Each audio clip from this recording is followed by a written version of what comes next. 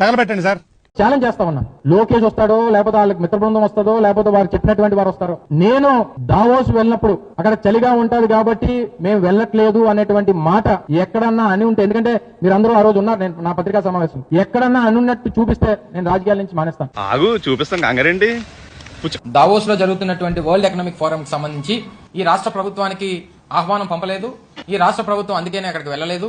ఎవరు కూడా దాంట్లో పార్టిసిపేట్ చేయడానికి వెళ్ళలేదు. పక్కన ఉన్నటువంటి తెలంగాణ వాళ్ళు వెళ్లారు, లేదా మహారాష్ట్ర వాళ్ళు వెళ్లారు, ఉత్తరప్రదేశ్ నుంచి వెళ్లారు అని చెప్పి ఒక లిస్ట్ ని తెలుగుదేశం పార్టీకి సంబంధించినటువంటి సోషల్ మీడియాలో పెడుతూ అసలు మనకు ఆహ్వానమే లేనట్టు, ఆహ్వానం పలకనట్టు ప్రచారాన్ని చేస్తా ఉన్నారు. సహజంగా ఈ సందర్భంలో అంటే ఈ సమయంలో దావోస్ లో -5, -10 డిగ్రీలు నడుస్తూ ఉంటుంది టెంపరేచర్, విపరీతమైన చలి ఉంటుంది. సహజంగా అందరికీ అదే ఉంటుంది కదా. ఎన్నో దాదాపు 2,500 నుంచి 3,000 మంది ప్రతినిధులు ఉంటారు. ఒక సందర్భంలో అయితే ఇప్పుడు మా ఫైనాన్స్ సెక్రటరీగా ఉన్నటువంటి రావత్ గారు అక్కడ ఆ స్నో ఉన్న దాంట్లో కాలు జారి కాలు కూడా ఫ్రాక్చర్ అయ్యి దాదాపు 40-45 రోజులు అక్కడ ట్రీట్మెంట్ చేయించుకున్నారు. సాధారణంగా చలిలో ఉంటే ఎవరైనా స్నానం చేస్తామా? సరే అవన్నీ చెప్తామండి బయటికి. మీరు మర్చిపోయారు, జనం మర్చిపోయారు, దేశం మర్చిపోయింది, గూగుల్ మర్చిపోతగా ఇట్టా కొడితే అట్టొచ్చేస్తుంది.